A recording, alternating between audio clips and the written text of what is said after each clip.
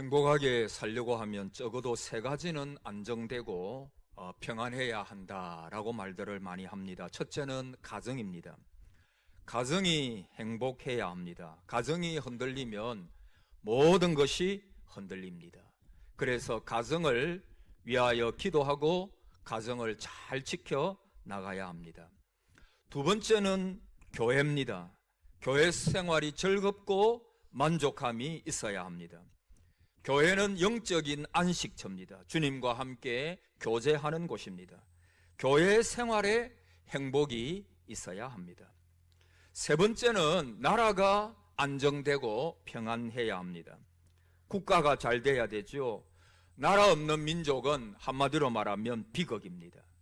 만국의 서러움을 우리나라도 체험을 많은 분들이 했죠. 나라가 얼마나 소중한가를 우리가 깨닫는 것입니다.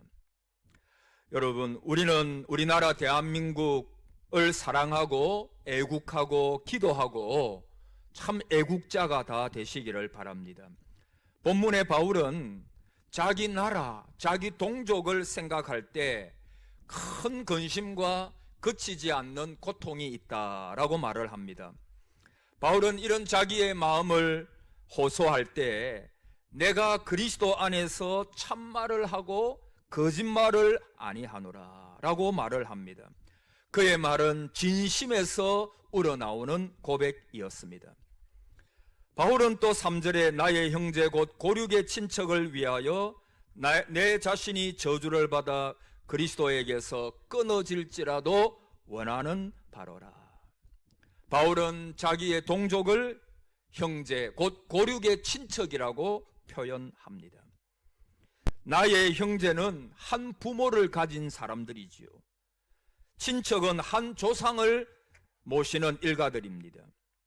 고륙은 부모, 형제, 자매 가까운 혈족, 뼈와 살이 서로 떨어질 수 없음 같이 깊고 가까운 관계를 고륙이라 그렇게 말을 합니다. 그런데 그 형제, 고륙, 친척을 위하여 나에게 큰 근심과 그치지 않는 고통이 있다라고 말을 합니다. 자기의 동족을 생각하니까 답답합니다. 거룩한 근심에 사로잡힙니다. 애통의 마음이 생깁니다. 그것은 하나님의 사랑이 바울을 그렇게 만들어 갑니다. 그 유대인들은 오히려 바울을 죽이려고 합니다. 그러나 그 동족을 향해서 그는 늘 불쌍한 마음, 애통한 마음을 가지고 삽니다. 여러분, 중생한 거듭난 그리스도인은 하나님의 사랑 안에서 자연스럽게 이웃을 향한 또 세계를 향한 민족을 향한 애통하는 마음을 가지고 살아갑니다. 이는 자신의 의지와 노력으로 되는 것이 아니라 복음의 능력의 역사가 그를 그렇게 만들어 갑니다. 새 사람, 새로운 피조물의 마음과 삶의 태도가 그와 같습니다. 만일 지금 우리가 그리스도인인데 그리스도를 모르는 사람을 볼 때, 그리스도를 모르는 민족, 그리스도를 모르는 이웃, 그리스도를 모르는 가족에 대한 애통하는 마음이 없다면 그것은 뭔가 신앙생활에 문제가 있는 것입니다. 예수님을 믿었습니다. 저와 여러분이 구원을 받았습니다. 신앙생활도 잘 합니다. 직분도 맡았습니다. 구원의 확신을 가지고 살아갑니다. 그러나 내 주변에 아직까지도 예수 그리스도를 모르는 분들, 예수 그리스도를 믿지 않는 분이 수두룩한데 그들한테 예수 믿고 구원 받읍시다 라고 말하지 못하는 것은 비정상이라고 하는 것입니다. 오늘 본문에 보면 유대인들의 특권을 바울은 말하고 있죠. 4절에 그들은 이스라엘 사람이라 그들에게는 양자됨과 영광과 언약들과 율법을 세우신 것과 예배와 약속들이 있고, 5절에 조상들도 그들의 것이요 육신으로 하면 그리스도가 그들에게서 나셨으니 그는 만물 위에 계셔서 세세의 찬양을 받으실 하나님이시니라. 아멘. 그렇게 말씀하고 있습니다. 그들은 이스라엘 사람이라 그렇게 말합니다. 여러분, 이것은 야곱의 후손이라고 하는 뜻이지요. 야곱이 야복 강가에서 그 천사와 실험을 합니다. 그리고 그때 이름이 바뀝니다. 그러니까 이스라엘 사람이라 이 말은 유대인들이 하나님께 부르심을 받은 택한 백성이라고 하는 뜻입니다.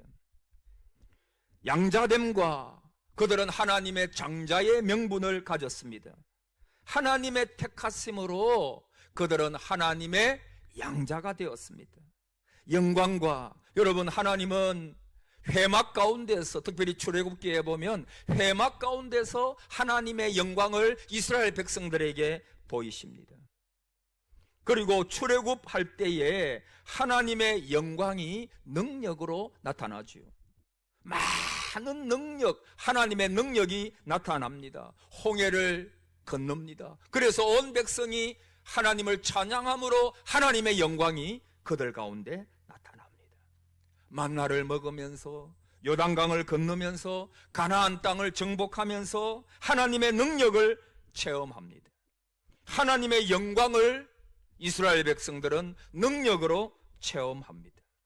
바라기는, 저는 이 설교를 준비하면서 저와 여러분의 가정에, 우리 교회에 능력으로 임하시는 하나님의 영광이 가득 차기를 축복합니다. 하나님의 영광이, 예배의 영광, 하나님의 임재의 영광.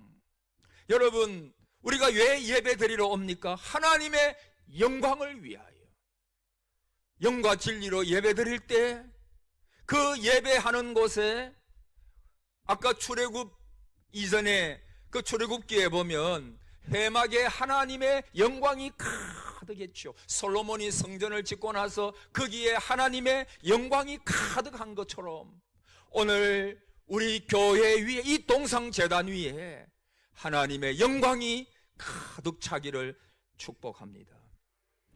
여러분, 언약들과 율법들을 세우신 것과 언약을 그들에게 주셨어요. 모세를 통해서 율법을 주셨습니다. 그리고 예배와 약속들이 있고, 그러니까 이 유대인들은 살아계신 하나님만을 섬기는 그 예배하는 공동체, 얼마나 축복입니까?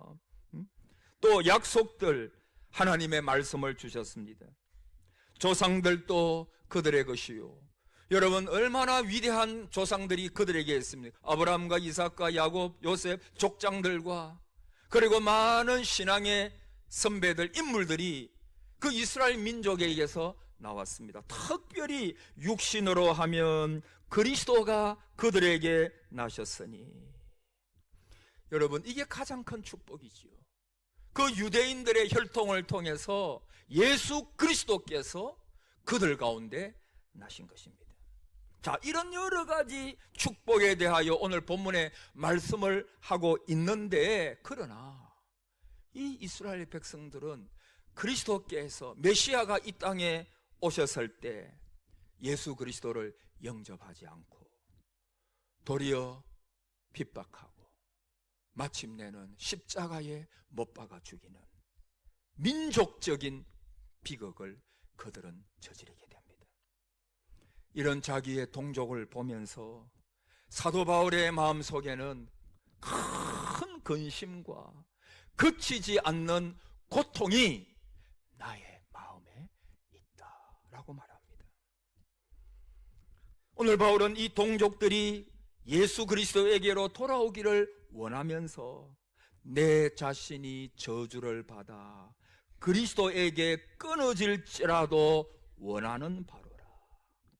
여러분, 우리가 로마서를 지금 계속 생각하고 있는데, 지난주와 그 앞에 무슨 말씀을 제가 드렸습니까? 바울이 뭐라고 말하고 있습니까? 어떤 것도 그리스도의 사랑 가운데 있는, 그리스도 안에 있는 하나님의 사랑에서 끊지 못한다.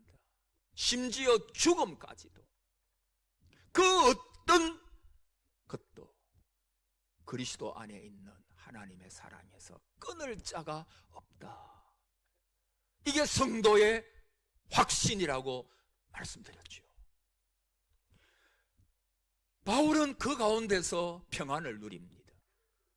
끊지 못하는 하나님의 사랑, 그 사랑 가운데서 인생의 행복을 찾아가던 사람입니다.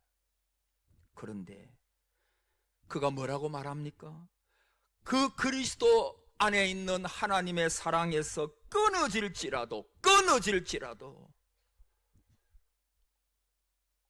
내 동족이 그리스도에게로 돌아오는 것이 나의 소원이다. 가장 귀한 것을 희생하면서도 바라는 것입니다. 나는 어떤 희생을 치르더라도 민족이 구원을 받아야 한다는 절박한 마음을 표현한 것입니다.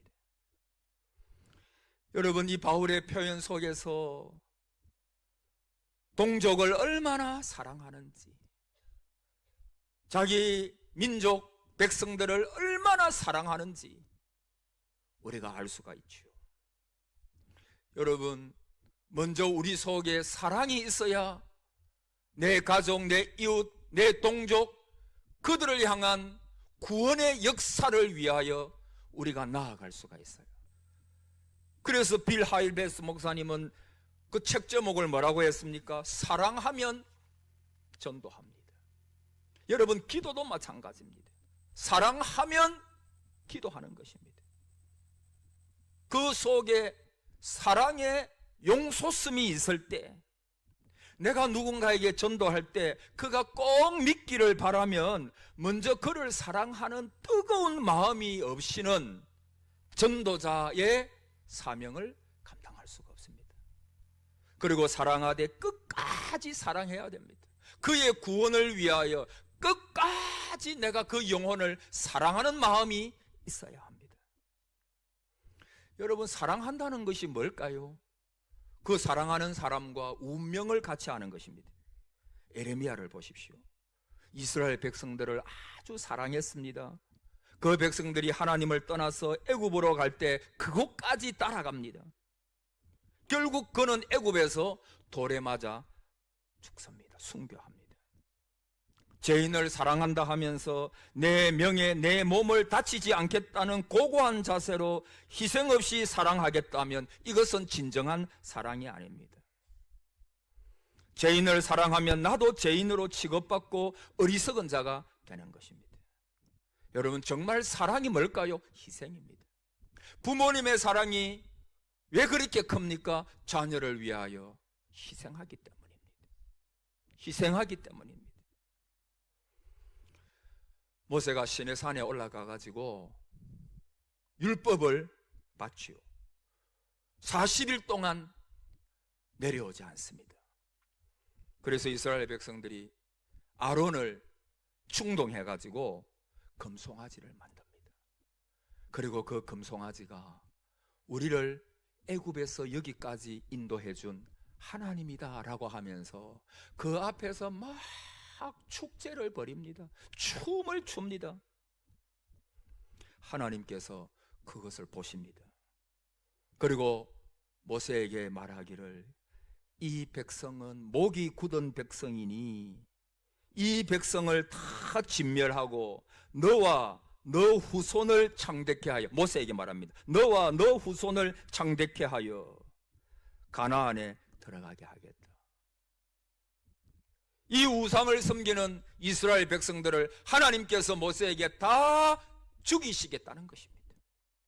그리고 모세와 너의 후손들을 통해서 새로운 민족을 내가 이루겠다. 그때 모세는 하나님 다 진멸하고 나와 내 집을, 내 후손들을 축복해 주셔서 감사합니다, 그렇게 말하지 않았습니다. 그는 바울과 똑같은 말을 합니다. 하나님, 합의하시면 그들의 죄를 사하소서, 그렇지 않으시면 주의 기록한 책에서 내 이름을 지워버려 주옵소서. 여러분, 이게 사랑입니다. 사랑은 뭐죠? 사랑하는 자와 공동 운명체가 되는 것입니다. 여러분, 나만 잘 살고 나만 행복하고 나만 천국 가고, 그것이 아닙니다. 예수님께서 십자가에 돌아가시죠.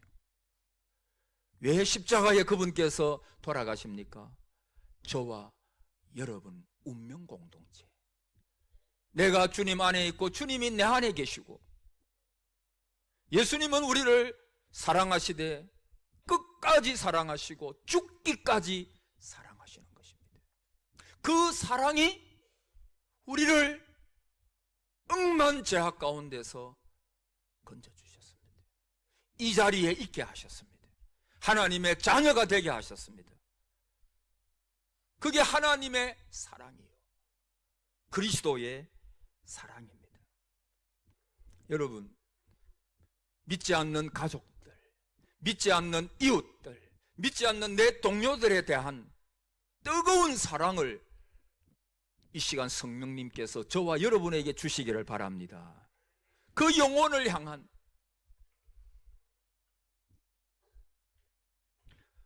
잘 아는 이야기가 있죠. 구세군의 창설자였던 월리엄 부스는 그 시대의 영국 그리스도인들이 왜 전도하지 않을까 생각하면서 답답해했습니다.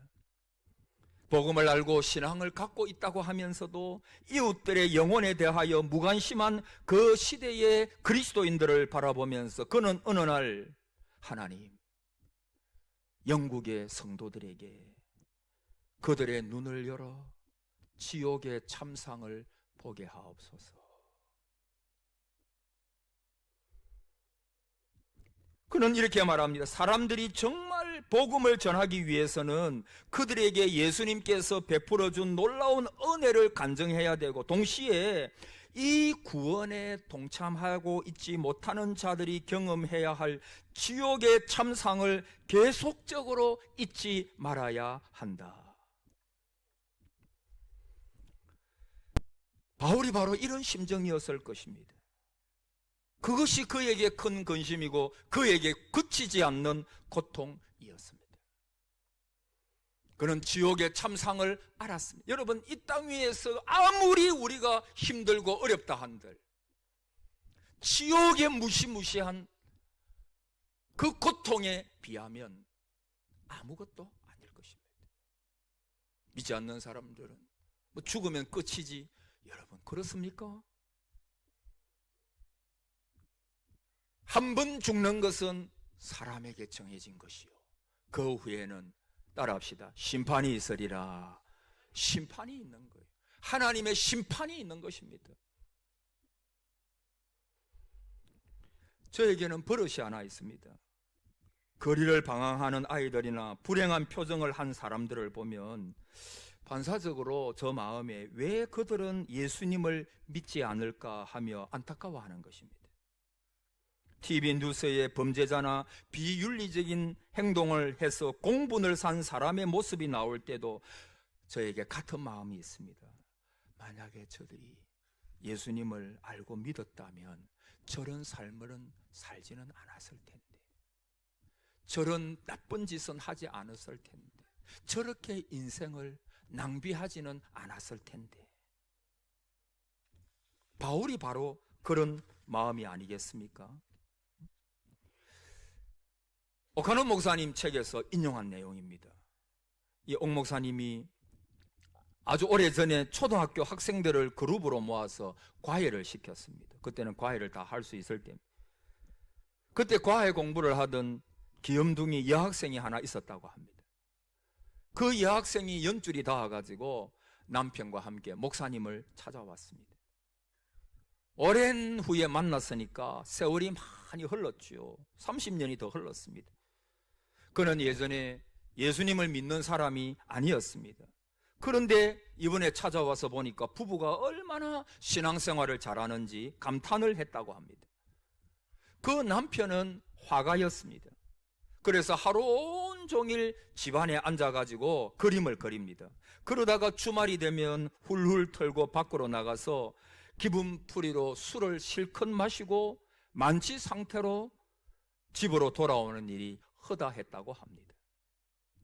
그런 생활을 계속하다 보니까 이 근육무력증이라고 하는 증세가 나타나기 시작했습니다.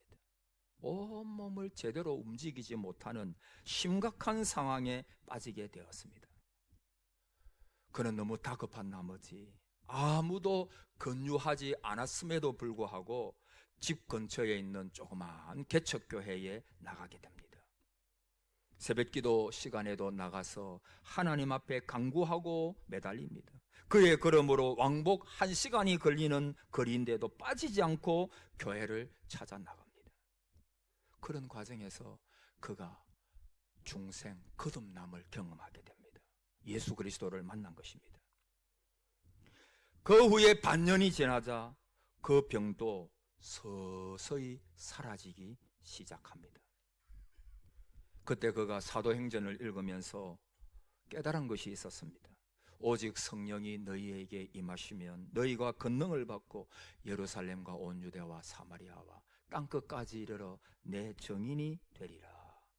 그는 예수의 증인이 되리라고 결심합니다. 그리고 어디서부터 내가 전할 것인가 고심합니다.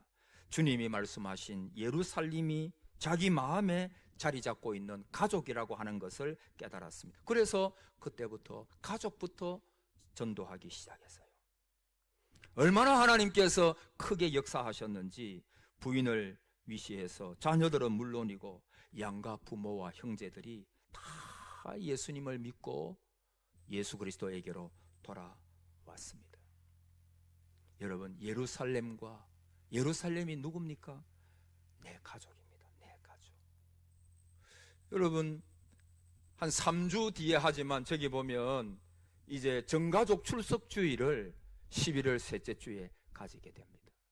이때가 추수감사주일인데 하나님 앞에 감사하면서, 이번에는 그렇게 원래 봄에는 행복나눔주일 해가지고 태신자도 작정하고, 그리고 그 태신자를 위해서 기도하고 또 여러 가지로 힘쓰고 애쓰고, 근데 이번에는 우리가 막 크게 하지는 않고 어쨌든 한 3주 정도 동안 우리가 그들을, 그래서 저 생각은 이번 주 말고 한 2주 정도 1주 뒤에 이 1층에 있는 소예배실에 밤에 누구든지 나오셔가지고, 여러분, 저는 불붙는 마음, 혹시 여러분의 자녀 중에, 여러분의 형제 중에, 여러분 부모님 중에 아직까지도 그리스도를 믿지 않는 분들에 대한 정말 간절한 마음, 뜨거운 마음, 그래서 그들의 영혼을 사랑하면서 이 바울의 마음, 큰 근심과 그치지 않는 고통, 그래서 한 7시부터 한 10시까지 거기에 찬양을 틀어놓고 누구라도 기도에 인도를 하는 것이 아니라 누구라도 거기 나오셔서 그 영혼을 위해 시간 날 때마다 그 영혼을 위해서 하나님 앞에 간구하고 기도하는 뜨거운 마음, 뜨거운 마음.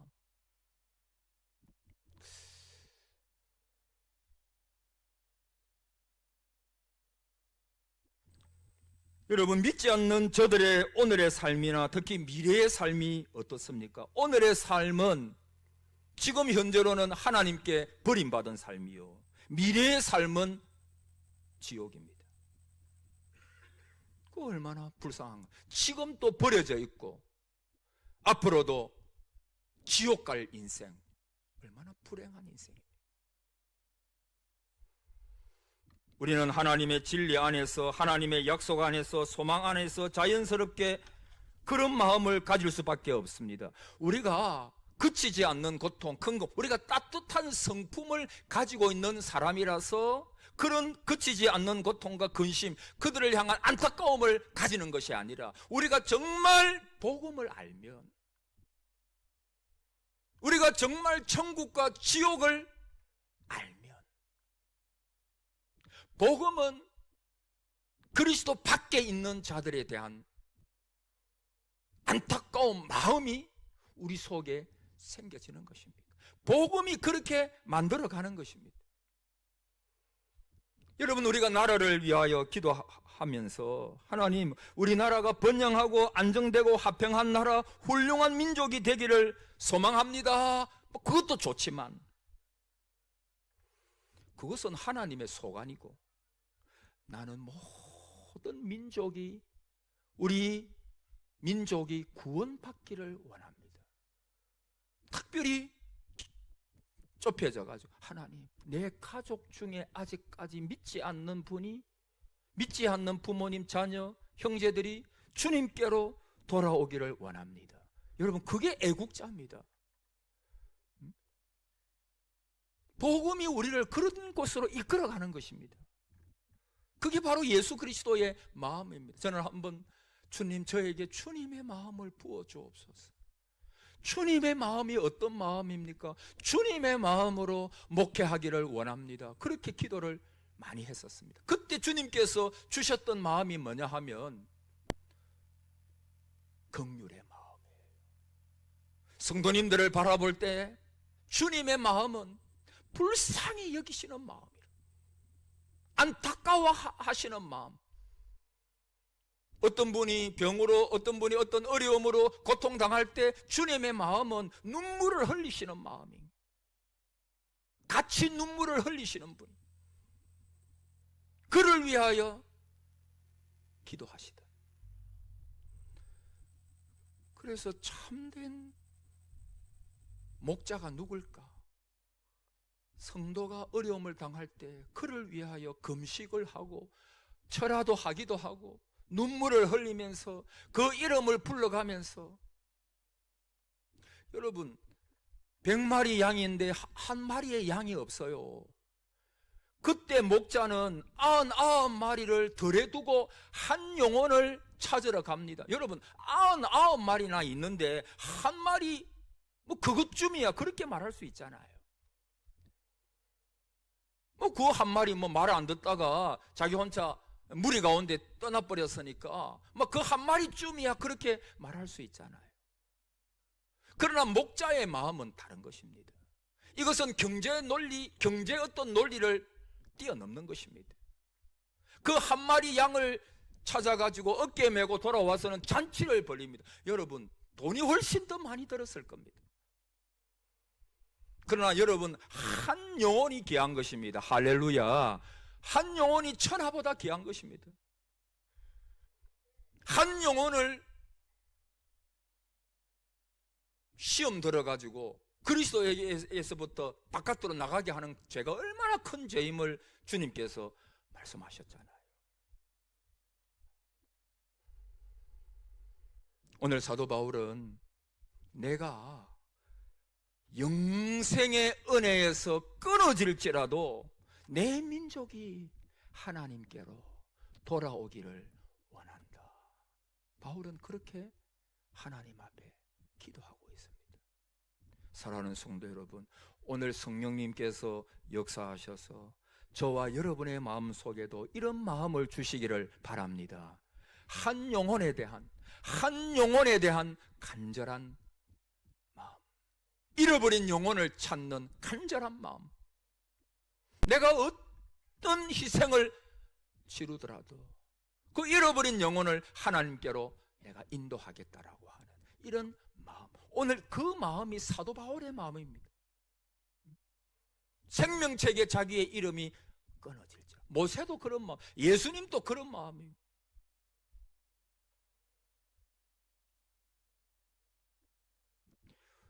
한 3주 정도 남았는데 오늘 말씀을 전하다 보니까 이 전가족 출석주의를 오늘 여러분에게 말씀을 드리는데 이 말씀이 뭐 그대로 적용이 돼요. 사랑하는 성도 여러분, 코로나 이후에 나오지 않는 우리 구역의 식구들 있을 수 있지요. 교회를 떠난 분들 있을 수 있지요. 또 나오지 않는 우리 가족들 있을 수 있지요. 우리가 그 영혼들을 위하여 한 3주 어떤 요란한 어떤 행사를 하지 않더라도 그들을 내 가슴에 안고 기도하면서, 이번만큼은 간절하게 기도하면서 그 영혼을 주님께로 인도해서 우리 가족이 다 구원 얻는, 나오지 않는 분들이 나와서 구원 얻는 이 놀라운 구원의 역사가 이번에 일어날 수 있기를 주님의 이름으로 축복합니다. 아멘.